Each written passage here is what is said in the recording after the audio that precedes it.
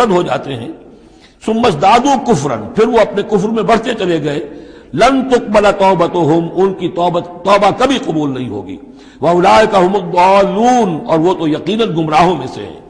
ان الذین کفروا وماتوا وهم کفار، یقیناً وہ لوگ کہ جنہوں نے کفر کیا اور فوت ہو گئے، مر گئے اسی حال میں کہ وہ کافر تھے، فلن يقبل من احدهم ملء الارض ذهبا ولو افتدى به، تو ان میں سے کسی ایک سے زمین کی مقدار کے مطابق سونا بھی فدیے میں قبول نہیں کیا جائے گا اگر وہ پیش کر سکے۔ اب ظاہر بات ہے یہ محال ہے، ناممکن ہے، لیکن یہ کہ بات سمجھانے کے لیے کہ وہاں پر کوئی فدیہ نہیں ہے، زمین کے حجم کے برابر بھی سونا دے کر اور کوئی چھوٹنا چاہے گا تو نہیں چھوٹے گا۔ یہ وہی بات ہے، واتقوا یوما لا تجزی نفس عن نفس شیئا ولا يقبل منها شفاعۃ ولا يؤخذ منها عدل، کوئی فدیہ نہیں لیا جائے گا، ولا هم ينصرون، نہ ان کی مدد ہوگی۔ اولئک لهم عذاب علیم، یہ وہ لوگ ہیں کہ جن کے لیے ہے دردناک عذاب، وما لهم من ناصرین، اور نہیں ہوں گے ان کے لیے مدد کرنے والے۔ لن تنالوا البر حتى تنفقوا مما تحبون وما تنفقوا من شيء فإن الله به علیم۔ اس آیت کا حوالہ میں دے چکا ہوں آیہ بر کے ضمن میں کہ یہ جو نیکی ہے، مظاہر نیکی میں سے، عملی نیکی میں سب سے بڑی، سب سے پہلی، سب سے مقدم انسانی ہمدردی، اور انسانی ہمدردی میں اپنا مال خرچ کر سکنا، اور مال بھی وہ کہ جو محبوب ہو، ردی ہو، دل سے اتر گیا ہو، بوسیدہ ہو گیا ہو، وہ کسی کو دے کر اور سمجھا جائے کہ حاتم طائی کی قبر پر لات مار دی میں نے، تو وہ حماقت ہے اپنی جگہ پر۔ لن تنالوا البر حتى تنفقوا مما تحبون، تم ہرگز نہیں پہنچ سکو گے نیکی کے مقام کو جب تک کہ خرچ نہ کرو اس میں سے جو تمہیں پسند ہے۔ وما تنفقوا من شيء فإن الله به علیم، اور جو کچھ بھی تم خرچ کرو گے اللہ کو اس کا علم ہے۔ کل طعام كان حلا لبني اسرائیل الا ما حرم اسرائیل على نفسه من قبل ان تنزل التوراۃ۔ یہ بھی ایک جھگڑا تھا، یہودی کرتے تھے کہ ان کی شریعت میں اونٹ کا گوشت حرام تھا، حضور نے آ کر جو حرام چیزوں کا اعلان کیا اس میں اونٹ کا گوشت حرام نہیں ہے۔ ان کا اگر شریعت یہ وہی ہے، اگر شریعت موسوی ہے تو یہ تغیر کیسے ہو گیا؟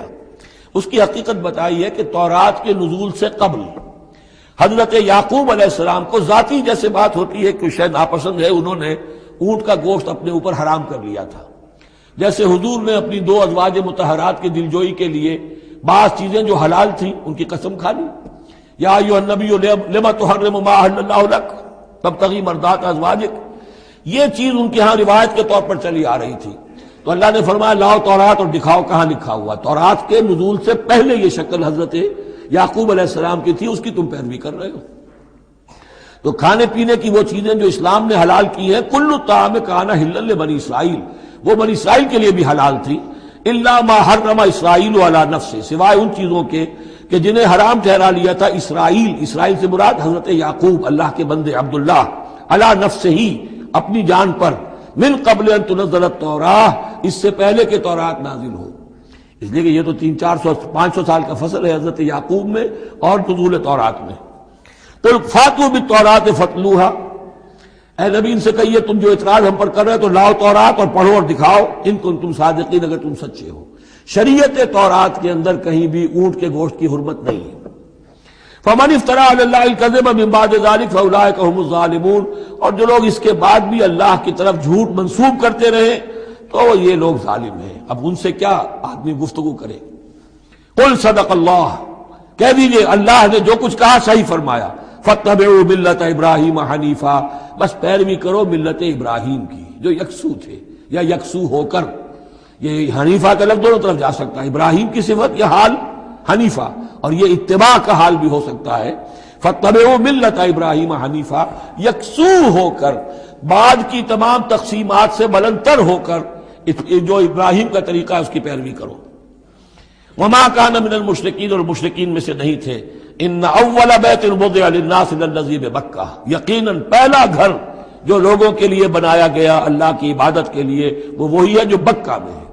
بکہ اور مکہ یہ دو در حقیقت ایک ہی لفظ کے لیے دو پروننسیشن سے۔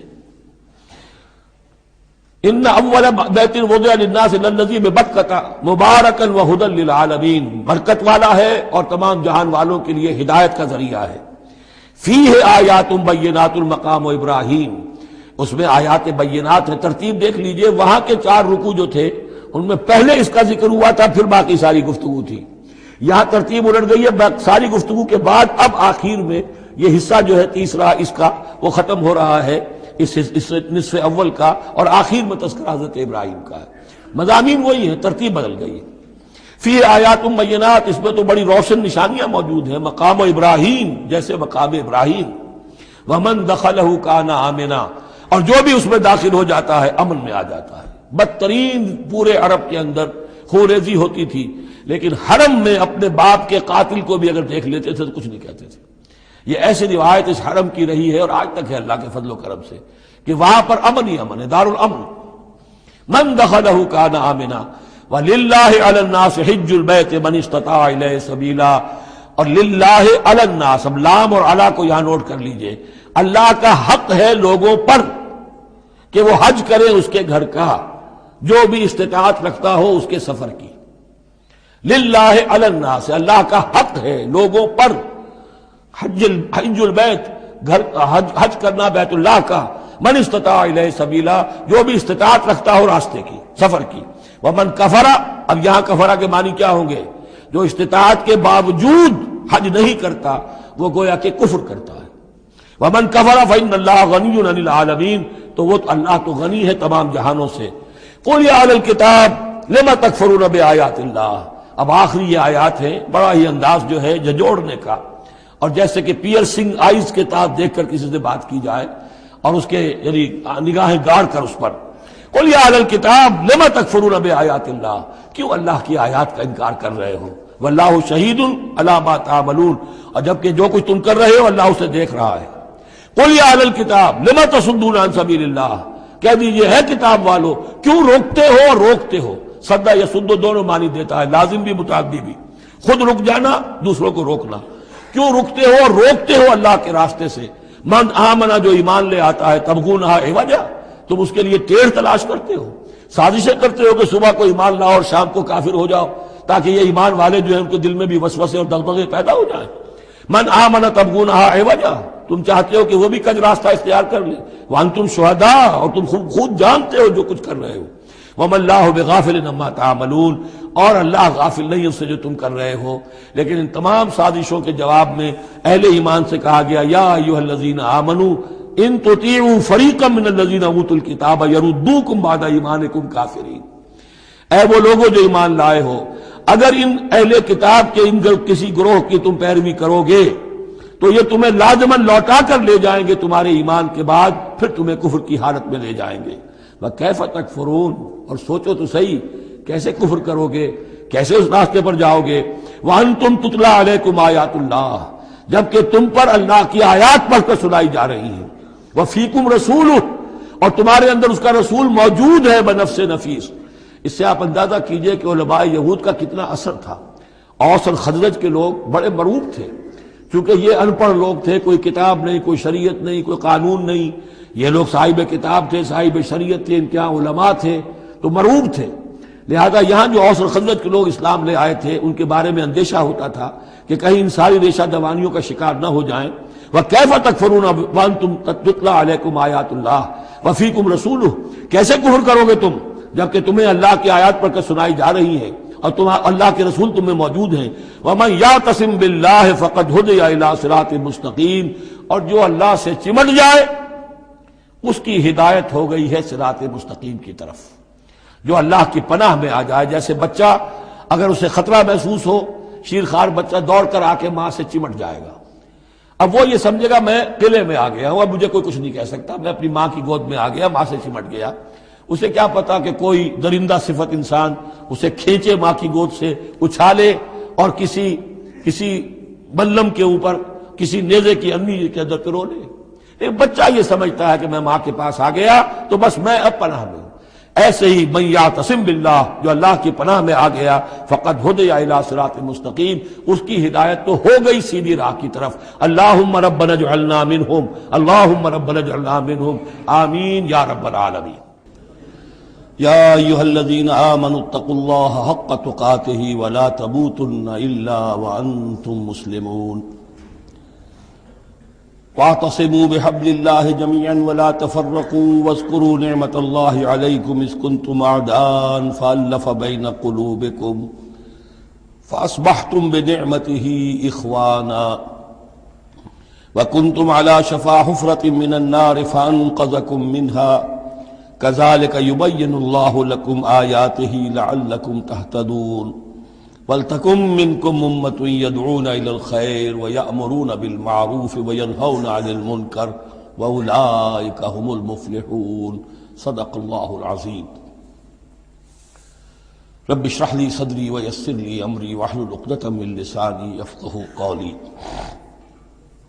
سورہ آل عمران کا جو نصف ثانی اب شروع ہو رہا ہے، تو آپ نے یہ مشابہت بھی نوٹ کر لی ہوگی کہ نصف اول میں سورہ بقرہ میں بھی ایک مرتبہ یا ایھا الذین آمنوا سے خطاب تھا، یا ایھا الذین آمنوا لا تقولوا راعنا وقولوا انظرنا واسمعوا. اسی طرح سورہ آل عمران کے نصف اول میں بھی ایک آیت وہ اوپر آ چکی ہے کہ یا ایھا الذین آمنوا ان تطیعوا فریقا من الذین اوتوا الکتاب یردوکم بعد ایمانکم کافرین.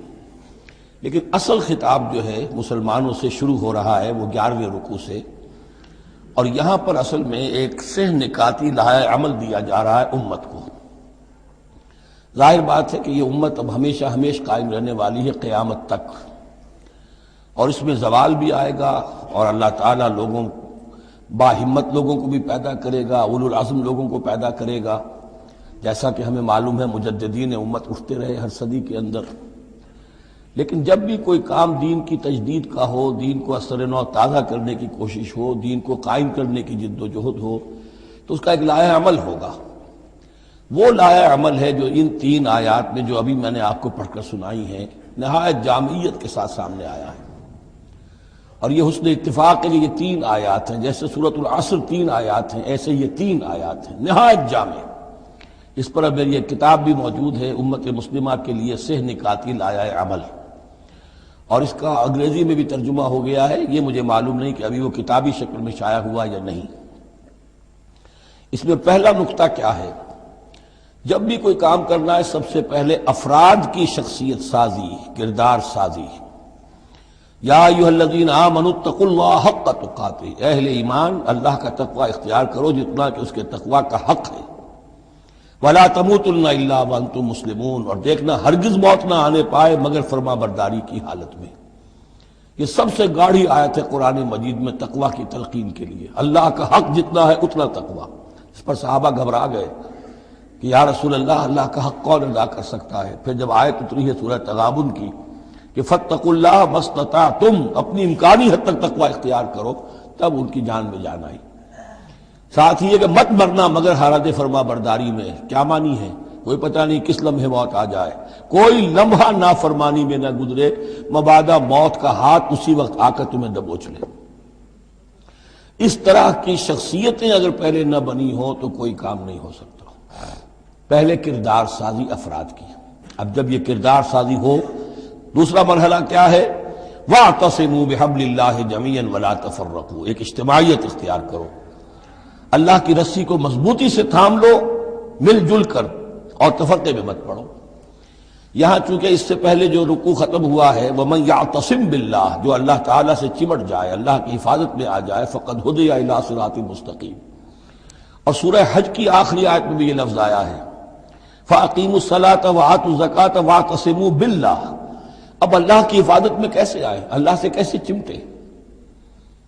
اس کے لیے فرمایا وَاعْتَصِمُوا بِحَبْلِ اللَّهِ، اللہ کی رسی سے چمٹ جاؤ، اللہ کی رسی کو مضبوطی سے تھام لو. اور یہ اللہ کی رسی کون سی ہے؟ متعدد احادیث کے ذریعے سے واضح ہوتا ہے کہ یہ ہے قرآن. ایک طرف ہے انسان میں تقوی، ایک طرف اس میں علم آنا چاہیے، قرآن کا فہم پیدا ہونا چاہیے، قرآن کے نظریات کو سمجھنا چاہیے، قرآن کی حکمت کو سمجھنا چاہیے. انسانوں میں اجتماعیت جو ہے وہ جانوروں کے گلوں کی طرح نہیں ہو سکتی کہ بھیڑ بکریوں کا ایک بڑا ریوڑ ہے اور ایک چرواہا جو ہے وہ لکڑی لے کر ان کو سب کو ایک ڈسپلن میں لیے ہوئے ہے. انسانوں کو جمع کرنا ہے تو ان کے ذہن ایک بنانے ہوں گے، ان کی سوچ ایک بنانی ہوگی. یہ حیوان عاقل ہیں، یہ باشعور لوگ ہیں، ان کی سوچ ایک ہو، نظریات ایک ہو، مقاصد ایک ہو، ہم آہنگی ہو، نقطہ نظر ایک ہو، تبھی تو یہ جمع ہوں گے. اس کے لیے وہ چیز چاہیے جو ان میں یکرنگی خیال، یکرنگی نظر، یکجہتی مقاصد کی ہم آہنگی پیدا کر دے، اور وہ قرآن ہے۔ حبل اللہ ہوا حبل اللہ المتین، حضرت علی سے روایت ہے۔ حضرت عبداللہ ابن مسعود سے ہے، حضور نے فرمایا القرآن حبل اللہ الممدود من السماء الی الارض، اللہ کی مضبوط رسی ہے جو آسمان اور زمین کے درمیان تنی ہوئی ہے۔ ایک اور حدیث میں فرمایا فاستبشروا فإن طرفه بأيديكم وطرفه بيد اللہ، خوشیاں مناؤ، یہ قرآن ایسی شے ہے کہ جس کا ایک سرا تمہارے ہاتھ میں، ایک سرا اللہ کے ہاتھ میں۔ تو تقرب الی اللہ کا ذریعہ بھی قرآن، اور آپس میں تمہیں جوڑ کر رکھنے کا ذریعہ بھی قرآن۔ یہی وجہ ہے کہ ہماری ساری یہ تحریک جو ہے میری، اس کا اصل جو منبع ہے، سر چشمہ ہے، اس کا مبنا ہے، مدار ہے، وہ دعوت رجوع القرآن۔ پوری زندگی میں نے اپنی الحمدللہ کھپائی ہے اس کام میں، اور اسی کے ذریعے سے انجمن خدام القرآن اور قرآن اکیڈمیز، پھر 1 ایئر کورس، نوجوان جو ہیں تعلیم یافتہ لوگ ہیں، وہ پی ایچ ڈی بھی کر چکے ہیں، وہ ڈاکٹر بھی بن گئے ہیں، وہ انجینئر بھی ہیں، لیکن دین کی طرف سے جاہل ہیں، قرآن سمجھ نہیں سکتے۔ وہ آئیں، 1 سال رہیں ہمارے پاس، عربی سیکھیں، قرآن سیکھیں، تاکہ اس پر عمل ہو سکے۔ یہ قرآن کا جو 1 سالہ کورس ہے وہ اس سال پھر اس اکیڈمی میں شروع ہونے والا ہے، انشاءاللہ فروری کی 16 تاریخ سے اس کا آغاز ہوگا، تو آپ لوگ اسے نوٹ کریں، اور یہ قرآن مجید کے ساتھ آپ کی وابستگی ہوگی تو پھر دین کے سوکھ پر آگے چلیں گے۔ تو دوسرا نقطہ ہوا واعتصموا بحبل اللہ جميعا ولا تفرقوا واذکروا نعمت اللہ علیکم اذ کنتم اعداء، اور ذرا یاد کرو جو اللہ کا انعام تم پر ہوا کہ تم تو ایک دوسرے کے دشمن تھے۔ فالف بین قلوبکم، تو اللہ نے تمہارے دلوں کے اندر الفت پیدا کر دی۔ فاصبحتم بنعمتہ اخوانا، تم اللہ کے فضل و کرم سے بھائی بھائی بن گئے۔ یہ یہاں گویا کہ اولین مخاطب یہاں انصار ہیں، ان کے جو 2 قبیلے تھے اوس اور خزرج، وہ آپس میں لڑتے آ رہے تھے 100 برس سے، خاندانی دشمنیاں چلی آ رہی تھی، قتل کے بعد قتل، ادھر کا قتل ادھر کا قتل، لیکن اب جب یہ ایمان آیا، اللہ کی کتاب آ گئی، محمد رسول اللہ آ گئے، تو اب وہ شیر و شکر ہو گئے، ان کے جھگڑے ختم ہو گئے۔ اس طرح پورے عرب کے اندر غارت گری ہوتی تھی، اسے دارالامن بنا دیا۔ وَكُنْتُمْ عَلَىٰ شَفَا حُفْرَةٍ مِّنَ النَّارِ، اور تم تو آگ کے ایک گڑھے کے کنارے تک پہنچ گئے تھے، بس اس میں گرنے والے تھے۔ فَأَنْقَذَكُم مِّنْهَا، تو اللہ نے اس سے تمہیں نکال لیا اور بچا لیا۔ كَذَلِكَ يُبَيِّنُ اللَّهُ لَكُمْ آيَاتِهِ لَعَلَّكُمْ تَهْتَدُونَ، اس طرح اللہ تعالیٰ اپنی آیات تمہارے لیے واضح کر رہا ہے تاکہ تم راہ پاؤ، صحیح راہ پر قائم رہو۔ یہ 2 نقطے ہو گئے۔ پہلے افراد کے کردار کی تعمیر، تقوی اور تابعداری، فرما برداری، پھر جمعیت، تنظیم، جماعت، اور اس کے لیے جو معنوی، جو اس کے لیے ہے، جو محور ہے اس تنظیم کا، وہ معنوی محور کیا ہے؟ قرآن مجید، حبل اللہ، احتسامش کن کہ حبل اللہ اوست، مضبوطی سے تھامو، اس کو علامہ اقبال کہتے ہیں قرآن کو، حبل اللہ یہ ہے۔ اب یہ جو حبل اللہ، اور جو اس کے لیے ظاہری شکل بنے گی، وہ بھی اس صورت میں ہم پڑھ چکے ہیں، من انصاری اللہ، کہ کوئی اللہ کا بندہ کھڑا ہو اور کہے کہ میں تو اس راستے پر چل رہا ہوں، اب کون ہے جو میرے ساتھ آتا ہے اور میرا مددگار بنتا ہے۔ اب ایسی جمعیت جو وجود میں آئی وہ کیا کرے گی؟ یہ تیسری آیت اہم ترین ہے۔ وَلْتَكُن مِّنكُمْ أُمَّةٌ يَدْعُونَ إِلَى الْخَيْرِ وَيَأْمُرُونَ بِالْمَعْرُوفِ وَيَنْهَوْنَ عَنِ الْمُنكَرِ، سے نکاتی پھر آ گیا۔ تیسرے میں 3 کام، یہ جماعت کے کرنے کے کام صرف 3 ہیں۔ دعوت خیر، دعوت الی الخیر، اور سب سے بڑا خیر یہ قرآن ہے۔ یامرون بالمعروف، نیکی کا حکم دیتے رہیں، وینہون عن المنکر، اور بدی سے روکتے رہیں، واولئک هم المفلحون، اور یہی لوگ ہیں جو فلاح پانے والے ہیں۔ ولتکن منکم امۃ، تم میں سے ایک ایسی امت وجود میں آنی چاہیے، منکم ہے، گویا کہ ایک بڑی امت ہے، امت مسلمہ، وہ تو اب 150 کروڑ ہیں یا 140 یا 130 کروڑ ہیں، سوئے ہوئے ہیں، اپنے منصب کو بھولے ہوئے ہیں، دین سے دور ہیں، تو اب اس امت کے اندر چھوٹی امت بنے، ایک جماعت بنے، وہ جماعت اپنے ذمے یہ کام لے لے، جاگو اور جگاؤ، جو ہمدرد کا ایک جو نعرہ ہے کہ اب جاگو اور جگاؤ، اللہ نے تمہیں جاگنے کی صلاحیت دے دی، اب اوروں کو جگاؤ، اور اس کے لیے طاقت فراہم کرو، ایک جماعت بناؤ۔ وَلْتَكُن مِّنكُمْ أُمَّةٌ يَدْعُونَ إِلَى الْخَيْرِ وَيَأْمُرُونَ بِالْمَعْرُوفِ وَيَنْهَوْنَ عَنِ الْمُنكَرِ وَأُولَٰئِكَ هُمُ الْمُفْلِحُونَ، یہی لوگ فلاح پانے والے ہیں۔ وہ بڑی امت کروڑوں کی جو ہے، جو یہ کام نہیں کرتی، وہ فلاح کی امید میں اگر ہے اور نجات کی امید میں ہے تو ایک امید موہوم ہے، فلاح پانے والے صرف یہ لوگ ہوں گے، اولئک هم المفلحون۔ اب اسی میں آگے چل کر میں نے جو منہج انقلاب نبوی ہے اس میں یہ بات واضح کی ہے کہ جب کوئی انقلاب کے لیے آخری اقدام ہوگا وہ بھی نہی عن المنکر بالید، اس لیے کہ حدیث میں حضور نے نہی عن المنکر کے 3 مرتبے بیان کیے ہیں۔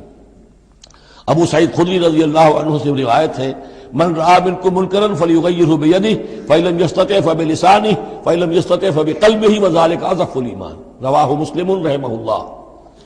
تم میں سے کوئی شخص کسی منکر کو دیکھے، اس کا فرض ہے اسے طاقت سے، زور سے، ہاتھ سے بند کرے، روکے، بدلے۔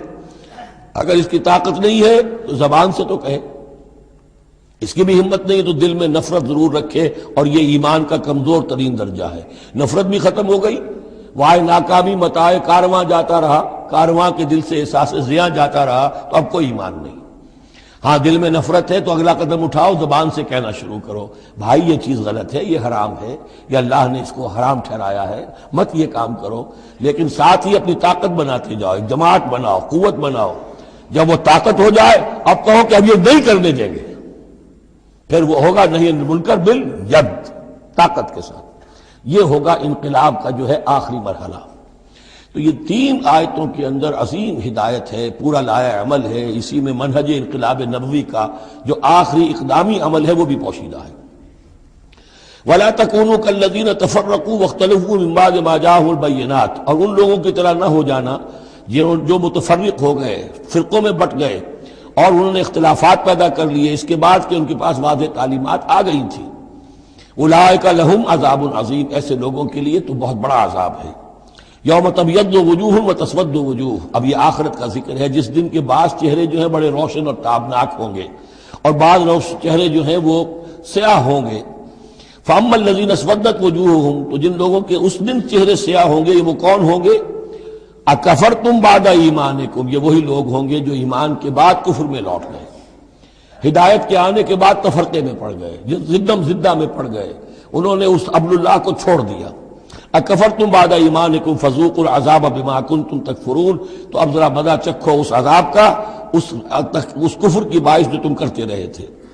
واما الذین ابیضت وجوہہم، اور وہ لوگ جن کے چہرے سفید ہوں گے، روشن ہوں گے، تابناک ہوں گے، ففی رحمت اللہ ہم فیہا خالدون، وہ اللہ کی رحمت میں ہوں گے اور اس میں ہمیشہ ہمیشہ رہیں گے۔ تلک آیات اللہ نتلوہا علیک بالحق، یہ اللہ کی آیات ہیں جو ہم آپ کو پڑھ کر سنا رہے ہیں حق کے ساتھ۔ وما اللہ یرید ظلما للعالمین، اور اللہ تعالیٰ تو جہان والوں کے لیے ظلم کا ارادہ نہیں رکھتا۔ لوگ اپنے اوپر ظلم کرتے ہیں، خود غلط راستے پر پڑتے ہیں، اور اس کی پھر ان کو سزا دنیا اور آخرت میں بھگتنی پڑتی ہے۔ وَلِلَّهِ مَا فِي السَّمَاوَاتِ وَمَا فِي الْأَرْضِ، جیسا کہ میں نے عرض کیا اکثر اہم بحثوں کے بعد پھر یہ آیت آتی ہے اس طرح کی، کہ گویا کہ یہ ایک کنکلوڈنگ ریمارک، اللہ ہی کے لیے ہے جو کچھ آسمانوں اور زمین میں ہے، وَإِلَى اللَّهِ تُرْجَعُ الْأُمُورُ، اور بالآخر سارے معاملات اللہ ہی کی طرف لوٹا دیے جائیں گے۔ كُنتُمْ خَيْرَ أُمَّةٍ أُخْرِجَتْ لِلنَّاسِ، تم وہ بہترین امت ہو جسے لوگوں کے لیے برپا کیا گیا ہے، یعنی یہ پوری امت مسلمہ اس لیے بنائی گئی تھی۔ یہ دوسری بات ہے امت مسلمہ بھول جائے، جب بھول جائے تو پھر جو بھی ان میں سے جاگے وہ دوسروں کو جگا کر اس امہ ودن امہ، اس امت کے اندر اندر جماعت، پارٹی ودن پارٹی، امہ ودن امہ بنائیں اور وہ کام کریں جو اوپر ہے۔ لیکن حقیقت میں تو اس امت مسلمہ کا ایز سچ مجموعی طور پر فرض منصبی یہی ہے۔ کنتم خیر امت، دیکھیے یہ اس آیت کو رکھیے اب سورہ بقرہ میں جو آیت تھی، وَكَذَلِكَ جَعَلْنَاكُمْ أُمَّةً وَسَطًا لِتَكُونُوا شُهَدَاءَ عَلَى النَّاسِ وَيَكُونَ الرَّسُولُ عَلَيْكُمْ شَهِيدًا، اسی کے ہم وزن یہ آیت ہے سورہ آل عمران کی، کنتم خیر امت اخرجت للناس، تم بہترین امت ہو جسے لوگوں کے لیے نکالا گیا ہے۔ دنیا کی اور قومیں اپنے لیے زندہ رہتی ہیں، اپنی ترقی، اپنی بہتری، اپنی بہبود، اپنی دنیا میں عزت، اپنے دائرے کو بڑھانا، لیکن مسلمان کو جینا ہے، ہم تو جیتے ہیں کہ دنیا میں تیرا نام رہے، کہیں ممکن ہے کہ ساقی نہ رہے، جام رہے، زیادہ سے زیادہ لوگوں کو ہدایت کی طرف بلانا، لوگوں کو جہنم کی آگ سے بچانے کی کوشش کرنا، تمہیں جینا ہے ان کے لیے، وہ جیتے ہیں اپنے لیے۔ کنتم خیر امت اخرجت للناس، تمہیں نکالا گیا ہے، برپا کیا گیا ہے لوگوں کے لیے، تامرون بالمعروف، تم حکم کرتے ہو نیکی کا، وتنہون عن المنکر، اور تم روکتے ہو بدی سے، وتؤمنون باللہ، اور تم ایمان رکھتے ہو اللہ پر۔ یہ کیفیت تھی پوری امت مسلمہ کی حضور کے وقت، اور وہ جو پہلے بتایا گیا ہے وہ اس وقت کے لیے ہے جب کہ امت سو گئی ہو، امت بھول گئی ہو اپنے مقصد وجود کو، تو ظاہر بات ہے جن کو ہوش آ جائے وہ لوگوں کو جگائیں اور ایک نئی جمعیت فراہم کریں۔ وَلَوْ آمَنَ أَهْلُ الْكِتَابِ لَكَانَ خَيْرًا لَهُمْ، اگر یہ اہل کتاب ایمان لے آتے تو یہ ان کے حق میں بہت بہتر تھا۔ مِنْهُمُ الْمُؤْمِنُونَ، ان میں ہے کچھ لوگ جو ایمان والے ہیں، یعنی ان میں سے مراد وہ بھی ہو سکتے ہیں جو اس وقت تک یہودیوں میں سے یا نصرانیوں میں سے ایمان لا چکے تھے، اور یہ بھی ہو سکتا ہے جن کے اندر پوٹینشلی ایمان تھا اور کچھ عرصے کے بعد کہا جا رہا کہ وہ ایمان لے آئیں گے۔ وَأَكْثَرُهُمُ الْفَاسِقُونَ، لیکن ان کی اکثریت جو ہے اب وہ فاسقوں اور نافرمانوں پر مشتمل ہے۔ وہی معاملہ جو امت مسلمہ کا آج ہو چکا، اکثریت کا حال کیا ہے وہ دیکھ لیجیے آپ۔ لَن يَضُرُّوكُمْ إِلَّا أَذًى، اے مسلمانوں یہ تمہیں نقصان نہیں پہنچا سکیں گے مگر کچھ تھوڑی سی کوفت، بہرحال تمہارے لیے کوفت کا سبب تو بنتے رہیں گے، لیکن یہ تمہیں کوئی ضرر بالفعل پہنچا نہیں سکیں گے۔ وَإِن يُقَاتِلُوكُمْ يُوَلُّوكُمُ الْأَدْبَارَ، اور اگر یہ کہیں تم سے جنگ کریں گے تو پیٹھ دکھا دیں گے، ان میں جرأت نہیں ہے، ان بزدل ہیں، یہ تمہارا مقابلہ نہیں کر سکیں گے۔ ثم لا ينصرون، پھر ان کی مدد نہیں کی جائے گی۔ ضربت علیہم الذلہ، اب وہ آیت آ گئی سورہ بقرہ کے وہ جو 7ویں رکوع کے آخر میں آئی تھی، بس تھوڑا سا ترتیب کا فرق ہے۔ ضربت علیہم الذلۃ اینما ثقفوا، ان کے اوپر ذلت تھوپ دی گئی ہے، مسلط کر دی گئی ہے جہاں بھی پائے جائیں، الا بحبل من اللہ وحبل من الناس، سوائے یہ کہ اللہ کا کوئی سہارا انہیں ہو، کسی وقت اللہ انہیں سہارا دے دے، یا ان کا سہارا بن جائیں لوگ، جیسے آج پوری عیسائی دنیا ان کا سہارا بنی ہوئی ہے۔ اسرائیل قائم ہے تو اپنے بل پر نہیں، پوری عیسائی دنیا کی سپورٹ پر قائم ہے۔ ابھی جو یہ جنگ ہوئی تھی خلیج کی جنگ، تو جو اس کا کمانڈر ان چیف تھا، اس کا وہ نام میرے ذہن سے اس وقت اتر رہا ہے، اس نے صاف کہہ دیا تھا، اس لیے کہ فوجی لوگوں کی زبان سے نکل جاتا ہے جن کے منہ سے نکل جاتی ہے جن کے منہ سے سچی بات مستی میں، فقیہ مصلحت بھی سے وہ رندے بادہ خار اچھا، اس نے صاف کہہ دیا تھا یہ پوری جنگ ہم نے اسرائیل کے تحفظ کے لیے لڑی ہے۔ کس قدر خونریزی ہوئی ہے، صرف اسرائیل کا تحفظ پیش نظر تھا، تو یہ ساری سپورٹ ان کی ہے۔ ضربت علیہم الذلۃ اینما ثقفوا الا بحبل من اللہ وحبل من الناس وباؤوا بغضب من اللہ، اور یہ اللہ تعالیٰ کا غضب جو ہے اور غصہ انہوں نے حاصل کر لیا ہے۔ وضربت علیہم المسکنہ، اور ان کے اوپر کم ہمتی مسلط کر دی گئی ہے۔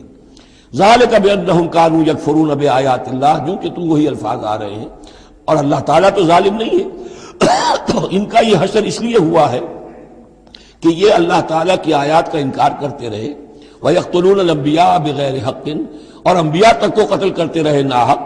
ذَلِكَ بِمَا عَصَوْا وَكَانُوا يَعْتَدُونَ، اور یہ ہوا اس لیے کہ انہوں نے نافرمانی کی روش اختیار کی اور حدود سے تجاوز کیا۔ لیسوا سواء، پھر وہی بات جو میں عرض کر چکا ہوں، یہ سب کے سب برابر نہیں ہیں، ان میں سے اچھے بھی ہیں برے بھی ہیں۔ من اہل الکتاب امۃ قائمۃ یتلون آیات اللہ آناء اللیل وہم یسجدون، اہل کتاب میں ایسے لوگ بھی ہیں جو کھڑے رہنے والے لوگ ہیں، سیدھے راستے پر ہیں، اللہ کی آیات پڑھتے رہتے ہیں رات کے اوقات میں اور سجدہ بھی کرتے ہیں۔ خاص طور پر چونکہ یہاں اہل کتاب کا لفظ آ رہا ہے، جو عیسائی راہب تھے حضور کے زمانے میں، ان پہ کثیر تعداد جو ہے وہ اس کردار کی حامل تھی۔